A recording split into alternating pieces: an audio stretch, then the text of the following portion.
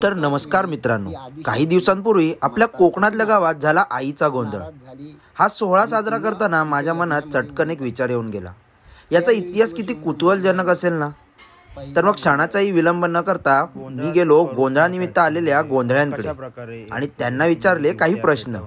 अगदी सोप्या शब्दात आणि सुंदररित्या त्यांनी आपल्या प्रश्नांचे निरसन करण्याचा प्रयत्न केला। चला तर मग जाणून घेऊया या गोंधळाचा इतिहास आणि त्यामागील गूढ परंपरा आहे त्यासाठी।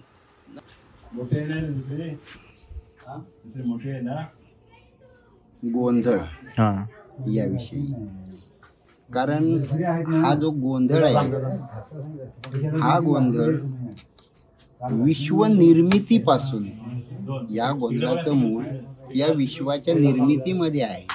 आणि ज्यावेळी जेव्हा म्हणजे काहीच नव्हतं, ते झाले स्फुरण जागर अहम ब्रह्म म्हणून, असा त्याचा मूळ आहे। ते ध्वनी माया सत्य, तेथून झाले महत्व। मग त्रिविध अहंकार होत शिव इच्छे करून, शिवतत्वाच्या माध्यमातून ह्या संपूर्ण चराचराची निर्मिती जेव्हा झाली, त्यावेळी जी मायाशक्ती निर्माण झाली, तिथून द्वैत निर्माण झालं, म्हणजे दोन, शिव आणि माया। जशी वृक्ष आणि वृक्षाची छाया, तशा पद्धतीनं ही शिवमाया निर्माण झाली आणि या मायेच्या माध्यमातून सकल विश्वाची निर्मिती झाली। मायेपासून पंचतत्व, त्रिगुण, पंचतत्व वगैरे हे सगळे निर्माण झाले। आता पुढे हा विश्वाचा खेळ जो सुरू झाला, द्वैत रूपामध्ये हा खेळ निर्माण झाला। एकनाथ महाराज यांनी सांगितलंय की द्वैत सारुनी माळमी घालीन, या गोंधळाची हाती बोधाचा झेंडा मी घेईन, भेदरहित वारी सदाई। हा अभेदपणा येण्यासाठी म्हणून या गोंधळाची निर्मिती केलेली, की सत्य शाश्वताचं आपल्याला महत्त्व कळावं म्हणून ही दिवटी अर्थात महाज्योत निर्माण केली गेली आणि त्या आदिमायेला संतुष्ट केलं गेलं असं। आता हा जो, कारण जो जिथपासून ही मायाशक्ती निर्माण झाली, तिथपासून जो निस्तब्ध शांतता होती तिथे खळबळ निर्माण झाली, म्हणजे गोंधळ निर्माण झाला। यामध्ये सुसूत्रता यावी, सत्य शाश्वत काय आहे हे कळावं म्हणून विश्वनिर्मितीच्याच वेळी शिवशंभू महादेवानं या सगुण स्वरूपामध्ये आदिशक्तीचा या गोंधळाची निर्मिती केली। या गोंधळाची निर्मिती अर्वाचीन काळातली नाही, अगदी प्राचीन, अगदी अनादी कालापासून तो चालतच आलेलं ही परंपरा आहे। आणि या आदिशक्तीच्या संतुष्टतेसाठी म्हणून, आदिशक्तीची कृपादृष्टी व्हावी, सर्व सुरळीत, विश्वाचा व्यवहार सर्व सुरळीत व्हावा म्हणून ही साक्ष स्वरूप अशी ही गोंधळाची पद्धत निर्माण झालेली आहे। आणि त्या एकंदरीत याचा सर्व गोष्टींचा जर आपण विचार केला तर आपल्यामध्ये सुद्धा, आपल्या शरीरामध्ये सुद्धा एक प्राणज्योत सोडली तर बाकी सगळा हा विश्वाचा पसारा खोटा आहे। एक प्राणज्योत निघून गेली की आपण म्हणतो की हे बाबा आता ह्याला म्हणजे आपला अंत झाला असं आपण समजतो। तशा पद्धतीप्रमाणे त्याची नित्य निरंतर आपल्याला कुठेतरी स्मृती असावी, जाणीव असावी, यासाठी या ज्योती किंवा दिवटे नाचवणं वगैरे हा प्रकार आपण हे केलेला आहे। कारण ज्या वेळी आदिशक्तीवर ज्या वेळी कुठेतरी प्रहार झाला, त्यावेळी गोंधळ घालण्यात आलेला आहे। अगदी सुरुवातीच्या काळामध्ये दक्ष राजानं ज्यावेळी आपली कन्या सती, ह्या सतीचा त्यांनी म्हणजे आपल्या यज्ञामध्ये त्यांनी अपमान केला होता, त्याला सांगितलंच नाही, कारण शंकराबरोबर असलेलं वैर त्या दक्ष राजानं आपल्या यज्ञामध्ये काढलं। आणि त्याच वेळी ही आदिशक्ती माता, सती माता नाराज झाली आणि तिनं तिथे यज्ञामध्ये उडी टाकली। त्यावेळी शिवशंभू महादेवानं पहिला गोंधळ घातला, म्हणजे तशा अवस्थेत त्या दक्षाच्या यज्ञाचा सत्यानाश करून टाकला, त्याशिवाय दक्षाचं शिर छेदून टाकलं. हे सगळं शिवशंभू महादेवानी पहिला गोंधळ घातला आणि त्याची विश्वाला आठवण राहावी म्हणून त्या दिवंगत झालेल्या त्या सतीच्या कलेवराचे त्यांनी विष्णू भगवंतांनी 51 तुकडे केले, जे शंकर महाराज आपल्या हातावर घेऊन फिरत होते. ती आपल्या भारतभूमीमध्ये 51 शक्तिपीठं निर्माण झाली. पैकी 3.5 शक्तिपीठं आपल्या महाराष्ट्रामध्ये शाश्वत आहेत. जे कोल्हापूरची अंबाबाई, तुळजापूरची भवानी माता, माहूरची रेणुका देवी आणि वणीची सप्तशृंगी अशी ही 3.5 शक्तिपीठं आपल्या महाराष्ट्रात आहेत, जे विश्वाचं मूळ सांगतात की जो प्रणव ज्याला म्हणतात, ज्याला ओंकार म्हणतात, त्याच्या त्या ज्या मातृका आहेत त्यापैकी अर्धी ओंकार माया आहे. इथपर्यंत आपण सगुण स्वरूपाची जी एकंदरीत रचना आहे त्याच्यामध्ये ही आपली 3.5 शक्तिपीठं आहेत आणि ती नेहमी आपल्यावर कृपावंत असावीत म्हणून आपण हा गोंधळ आपण घालू शकतो. आणि कुळाच्या मुळाशी, आपल्या कुळाच्या मुळाशी त्या आदिशक्तीची जी छाया आहे ती आपण ज्या कुळामध्ये जन्माला आलो तिथून आपल्याला स्मरण असावं, तिचं नित्य निरंतर आपल्याला तिची जाणीव असावी, यासाठी आपण हा गोंधळ मग 3 वर्षानंतर, कोणी वर्षानं किंवा कोणी लग्न झाल्यानंतर एकदा, पण या सत्य शाश्वताच्या या शिवतत्वाची आपण नित्य निरंतर ही सेवा करत असतो. आणि ही जाणीवीची गोष्ट आहे, शाश्वताची गोष्ट आहे. अगदी अनादिकालापासून अनादिकालापर्यंत हा प्रवाह अखंड चालू आहे. जेवढा आपण जाणीवेनं जेवढं पाहू तेवढं आपल्याला ह्या शाश्वताचा साक्षात्कार झाल्याशिवाय राहत नाही. आज अंधश्रद्धा म्हणून नाही, ही अगदी वैज्ञानिक पद्धतीवर सुद्धा जरी तुम्ही याचं परीक्षण केलं तरी सुद्धा तुम्हाला हे प्रत्ययास येईल असा हा गोंधळ आहे. आणि त्यातले त्यात तुम्हाला जो आवश्यक प्रश्न आहे तो प्रश्न तुम्ही विचारू शकता. गोंधळाचं स्वरूप काय काय असतं, म्हणजे कशा प्रकारे हे असतं? जसं तुम्ही बोलले दिवट्या पेटवणं असतं, त्याच्यानंतर आता गोंधळ हा आपला, आता सगळे तुम्ही जसे जमा झालेले आहात की आम्हाला आमच्या कुलदेवतेविषयी आहे. कुलदेवता हीच आपल्या मुळाशी असते आणि त्या दृष्टिकोनातून आपली निर्मिती ज्या अंशापासून झालेली आहे त्याचा आज आपण उदो करायला बसतो. म्हणून शाश्वत स्वरूपामध्ये त्या ठिकाणी जो मान घालण्यात आलेला आहे, तुम्ही एक नंतर छायाचित्र काढू शकता, तर त्या ठिकाणी भैरीचं आसन म्हणून त्रिशूल रूपामध्ये भैरी आहे. या गोंधळासाठी शंभू महादेवानं या भैरवाचीच निर्मिती केलेली आहे. कारण हा भैरी हा देव असा आहे की सकल म्हणजे आपली ही देह आहे ही काशीपुरी आहे आणि काशीपुरीच्या संरक्षणासाठी म्हणून त्याचा पहारेकरी म्हणून भैरीला मग ते अधिष्ठान दिलेलं आहे. काही ठिकाणी काळ भैरव म्हणतात, पण आपण त्याला भैरीच असं म्हणतो. आणि तो भैरी स्थापना करून आदिशक्तीचा त्या ठिकाणी आपण मान घालतो. त्या आदिशक्ती ही नव चैतन्य स्वरूपामध्ये असते, नवविधा भक्ती रूपामध्ये आपल्याकडे असते. म्हणजे आपण तिला मानतो अशी ती नवचैतन्याची ती त्या ठिकाणी 9 विडे मांडून तिच्या नवरूपाची नव चैतन्याची आपण तिथे मांडणी केलेली आहे. आणि त्यानंतर आपण तिची पूजा करतो. असा हा शाश्वताचं एक आपण प्रतीक बनवलेलं आहे आणि त्याची पूजा आपण मनोभाव, त्याच्यामध्ये आपलं मन त्याच्यामध्ये एकदा आपण घातलं की आपलीच प्राणज्योत भावार्थानं प्रज्वलित होऊन तिथं तो आपला भावार्थ रमतो. आता हे झाल्यानंतर, तिथली पूजा झाल्यानंतर आता ही आदिशक्ती ही तिन्ही स्वरूपामध्ये वावरते. महासरस्वती पण तीच, महाकाली पण तीच आणि महागौरी पण तीच. अशा 3 रूपामध्ये राहते. अगदी साधा विचार केला तर स्त्री शक्ती ही आपल्या जीवनामध्ये आदिशक्तीच आहे. आपल्याला जन्म देणारी तीच, आपल्याबरोबर वावरणारी, आपल्याला साथ देणारी, म्हणजे आपल्या तारुण्याच्या भरामध्ये आपल्याला साथ देणारी पण तीच.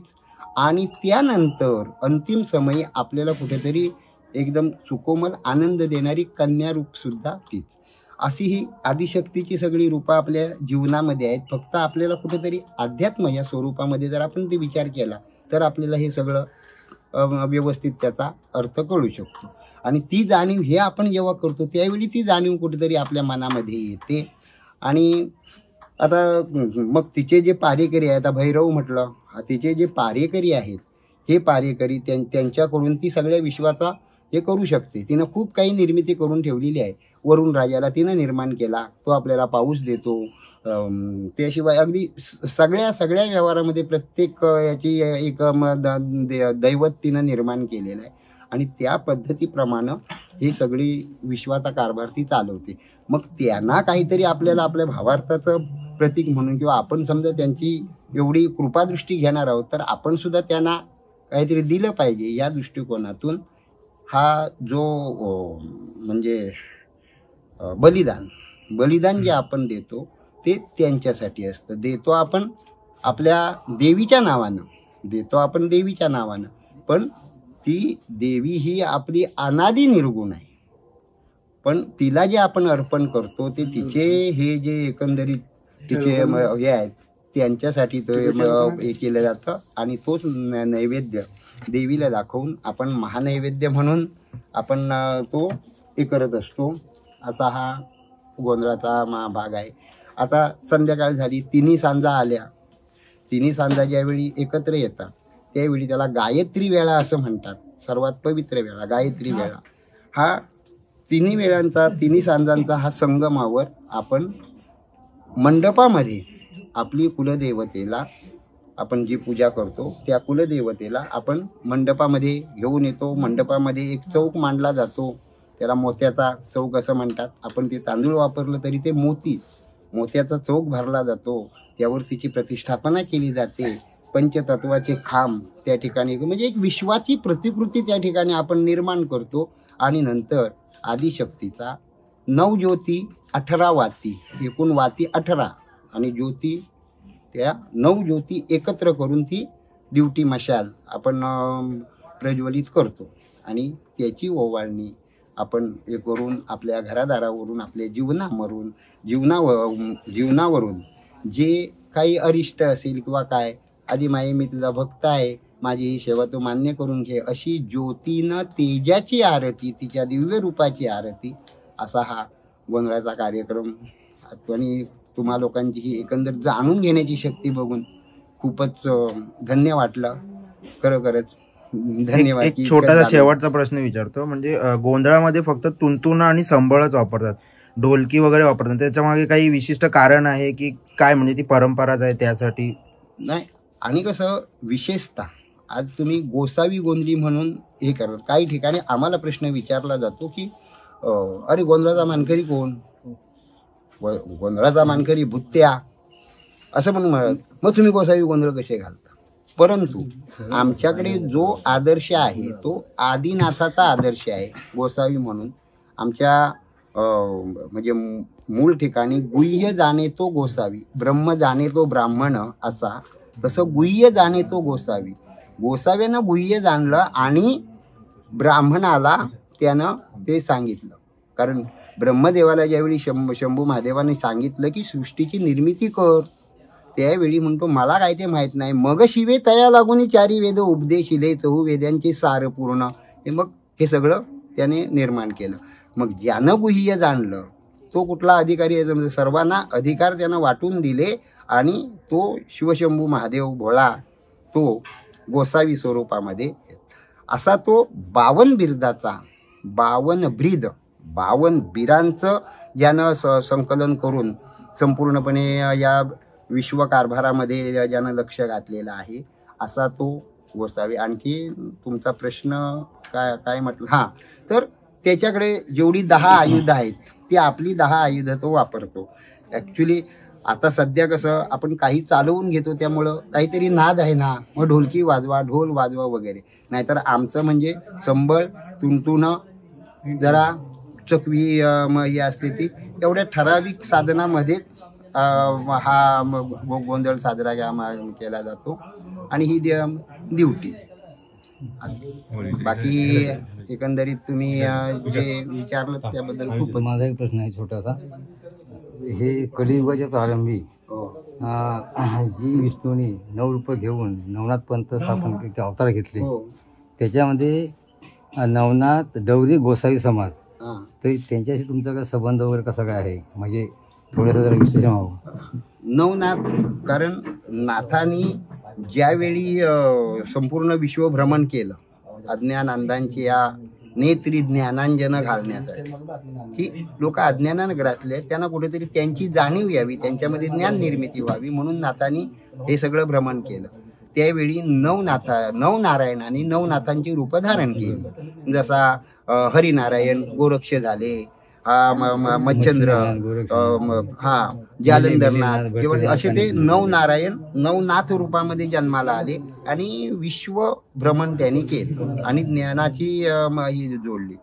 आता त्यांनी ज्यावेळी गुरुतत्व स्वरूपामध्ये ज्या ज्या ठिकाणी गेले, आता समजा इथे आले, ही बालदे मंडळी जेवढा आता समजा तुम्ही समजा समर्पण केलं तर तुमच्यावर कृपादृष्टी केली, तुम्हाला गुह्य काय आहे याचा बोध तुम्हाला केला. मग ज्या टायमाला तुम्हाला गुह्य समजलं त्यावेळी तुम्ही गोसावी झालात.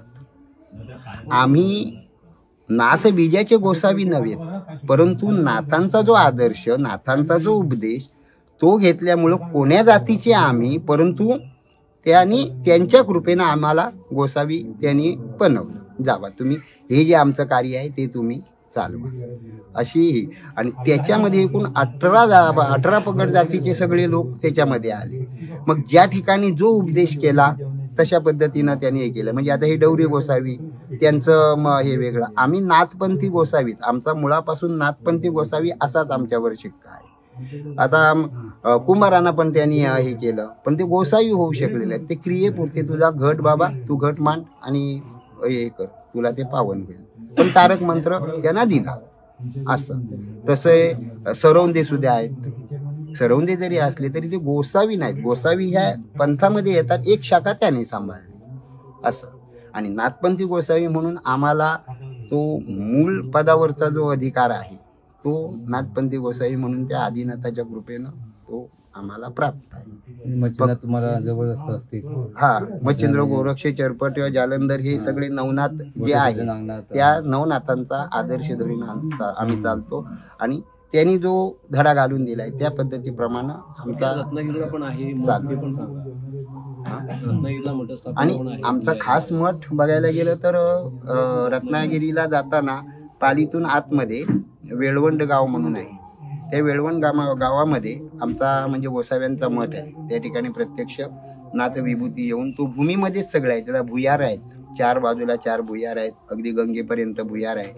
आणि त्यांचा जो ध्यान मठ आहे तो खाली भूमीमध्येच आहे. असा तो गुप्त मठ आहे. तिथे आमचा म्हणजे जी काही आमची ज्ञान परंपरा किंवा जे काही आहे ते त्या माऊलीचं आहे, एवढं अगदी विनम्रपणे सांगू शकतो. बाकी जो त्या समर्थाने आम्हाला बोध दिला तो बोध तुमच्यापर्यंत झाला. आणि खरोखरच कौतुक, या जगामध्ये ह्या असल्या गोष्टी कुणी विचारत नाही, त्याच्यामुळं फक्त आपलं करायचं म्हणून करायचं आणि ह्या अशा बऱ्याचशा गोष्टी लोप पावत चाललेल्या आहेत. पण तुम्ही विचारलं त्याबद्दल खूपच धन्यवाद वाटतो. म्हणजे भगवान शंकराने ह्या सर्वांना कामाला लावलं अलग अलग प्रकारे आणि ते काम दिलं विष्णूच्या रूपाने आपल्याला कलियुगाच्या प्रारंभी जो आपल्या कामाला लागले हे नवनाथ पंथ, मच्छंद्रनाथ, गोरक्षनाथ, मिहिरनाथ, भरतेरनाथ, कानिफा, वटसिद्ध, नागनाथ, रेवणनाथ, जालिंदरनाथ सर्व. आणि हे लोकांच्या कल्याणासाठी त्यांनी उपदेश केला असं मला वाटतं. हो, अलग अलग मार्ग. आणि मूळ त्यांची साधना काय, जीव ब्रह्म सेवा. इथे जाल तुम्ही, आता समजा एवढे लोक आहेत तर त्यांच्या जीवाला शांतता मिळाली पाहिजे, त्यांची प्राणज्योत शांत झाली पाहिजे, त्यांच्यावर कुठेतरी तुमचा हे झालं. जीव ब्रह्म सेवा ही परोपकार. आता महाभारत रचलं, महाभारताचं सार काय, परोपकारासारखं पुण्य नाही, परपिढीसारखं पाप नाही. ह्या एवढ्याच्या विषयावर एवढं 18 खंडाचं हे महाभारत निर्माण झालं की जेवढं तुम्ही परोपकार कराल तीच तुमची पुण्य. बाकी काय, जन्माला आला, आयुष्यभर कमवलं, एक दिवस मेला.